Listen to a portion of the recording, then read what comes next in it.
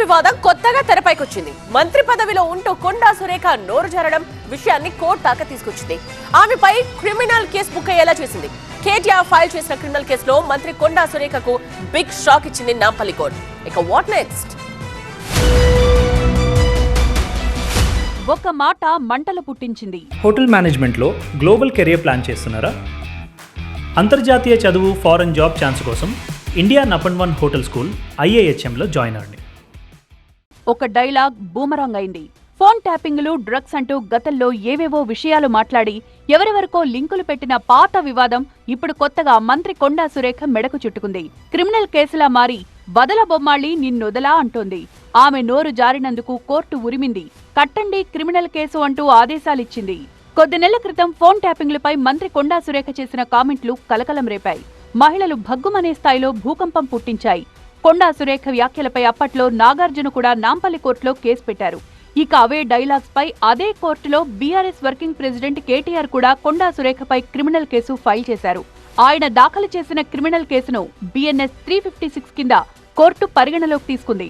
ఇదే సమయంలో మంత్రి తరపు న్యాయవాది అభ్యంతరాలను న్యాయస్థానం తోసిపుచ్చింది. కొండా సురేఖ చేసిన ఆరోపణలు నిరాధారంగా ఉన్నాయని, కేసు నమోదుకు ఆదేశాలివ్వాలి అన్న కేటీఆర్ తరపు లాయర్ వాదనలతో కోర్టు ఏకీభవించింది. కేటీఆర్ దాఖలు చేసిన క్రిమినల్ కేసులో తాజాగా నాంపల్లి కోర్టు కీలక ఆదేశాలు జారీ చేసింది.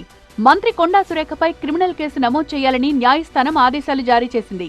ఆగస్టు 21 లోపు క్రిమినల్ కేసు నమోదు చేయాలని, ఈలోగా ఆమెకు నోటీసులు జారీ చేయాలని తెలిపింది. గతంలో కొండా సురేఖ చేసిన కామెంట్లు ఇప్పుడు క్రిమినల్ కేసు రూపంలో ఆమెను వెంటాడుతున్నాయి. ఈరోజు జీవితం అన్యాయం కావడానికి 100% కేటీఆరే కారణం. అదే విధంగా 2-3 హీరోయిన్లు పెళ్లిళ్ళు కూడా చేసేసుకున్నారు. ఎందుకు అన్నట్టు ఈ డ్రగ్స్ కేసు రాగానే ఈరోజు మీకు తెలుసు ఆల్రెడీ బయట ఆమె పెళ్లి చేసేసుకుందా, ఇంకొకరు 2 హీరోయిన్స్ కూడా గబగబా పెళ్లిళ్ళు చేసేసుకున్నారు. ఈ తలకాయ నొప్పి మాకేంద్రకా బాబు, మేము ఇందులో ఇరుక్కుంటాము. ఆ రోజు ఆయన అధికారం ఉండి ఈ విధంగా వాళ్ళ ఫోన్లు ట్యాప్ చేసి వాళ్ళు ఎవరితోటన్నా సీక్రెట్గా మాట్లాడుకున్న వాటిని రికార్డ్స్ని తీసుకొని ఆ రికార్డ్స్ను వాళ్ళకి వినిపించి బెదిరించి, ఇగో ఈ రికార్డు మీద ఉంది నా దగ్గర, మీరు కానీ రాకపోతే ఈ రికార్డు నేను బయట పెడతా అనే పద్ధతిలో చాలా మంది హీరోయిన్లను లొంగపరుచుకున్నాడు. వాళ్ళందరినీ డ్రగ్స్కి అలవాటు చేశాడు. ఈయన కూడా డ్రగ్స్ వాడాడు. ఇక కోర్టు తీర్పుపై కొండా సురేఖ స్పందించారు.